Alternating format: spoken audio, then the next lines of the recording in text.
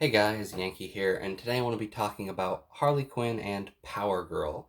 Um, I did a video on Power Girl Power Trip a little while ago, probably a long while ago by the time this video actually gets uploaded. Um, and it was sort of a rough start, but by the end I was really enjoying it and wanted it to keep going. And so Harley Quinn Power Girl is basically the same creative team: Amanda Connor, Jimmy Palmiotti, and Justin Gray, all working on another Power Girl book.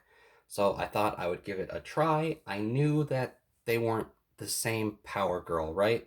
Power Trip takes place before the New 52 reboot, and this takes place after. So I wasn't expecting it to be a continuation of that or anything. And I was kind of surprised when it half was. Um, but I'll talk about that in a minute. Uh, First off, I loved Amanda Connor's art in Power Trip. She does not do the interiors here. Um, what is it? Stéphane Roux. Stephen Roux. I don't know how to pronounce your name, but he does most of the interiors with like a couple spots here and there where they got somebody else to do interiors. Amanda Connor doesn't do any of the interiors, which is unfortunate because I really like her art. The art that's in here is fine, um, but it can't really compare to Amanda Connor's art, which I really liked. Um, Next, this is a team up book: Power Girl and Harley Quinn.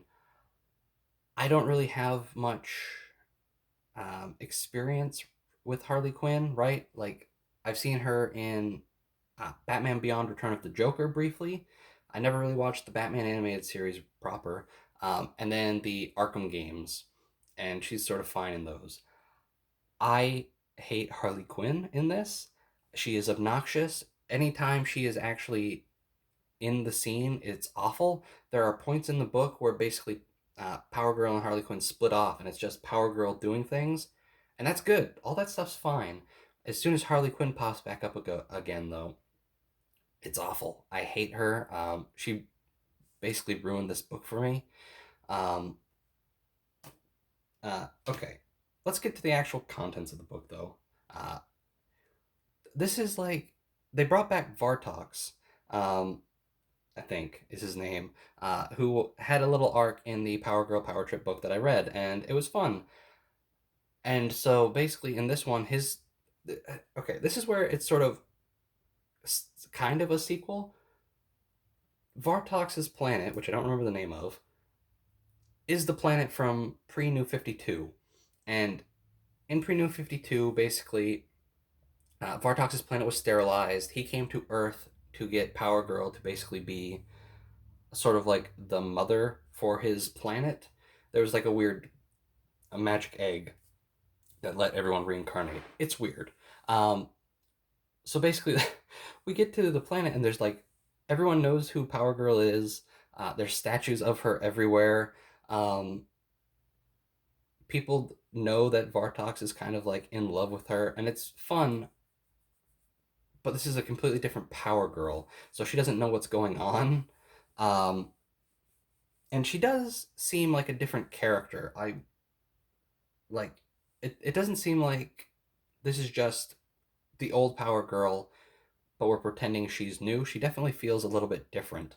Um, Not as fun, I would say. So I guess it's more like Amanda Connor and Jimmy Palmiotti's Power Girl was a little bit different from normal Power Girl. Normal Power Girl is a bit angrier, um, whereas the Power Girl from Power Trip was more fun. Um, not as much fun in this volume, which is fine. Um, but anyway, we got the Vartox stuff. Um, that's basically the whole book, though. Is basically Vartox's planet is overrun by evil aliens. Um, Vartox gets brainwashed, and they have to fight.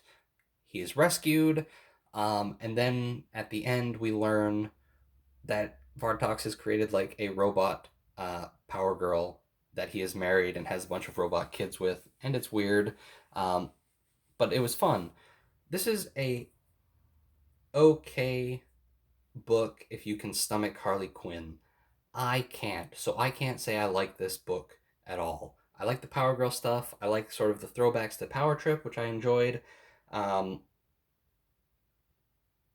but yeah, I don't know. This is not good. If I had paid cover price for this book, I would have been upset. Luckily, I got it on eBay for $4, so I'm sort of fine with that. Um, and also, I want to talk about the costume real quick. The Power Trip costume, I think, is perfect. Um, this one is okay. They're basically the same except for like a couple differences. Um, the cape, which you can't really see here, um, like instead of having like a gold shoulder pad on her left arm, where the cape sort of straps into, there's like a little button over on her right shoulder, and then the belt. There's no belt. I really liked the belt in Power Trip because it had like the little power symbol you would see on like a computer or something, and I thought it was neat. Um, this costume's okay. It feels like as time goes on, they just keep throwing more and more lines onto things. Like her gloves in this picture. I don't know why her gloves need so many lines. Like they look metallic. They don't look like clothing. Um, I don't know. That's nitpicky. The costume's fine. I just prefer the Power Trip one. Um, and that's pretty much it. I don't really have much else to say. It was it was okay when Harley Quinn wasn't around, but Harley Quinn was around most of the time, so it was a pretty not good book. Um, anyway, that's gonna do it for this video. I'll see you guys next time.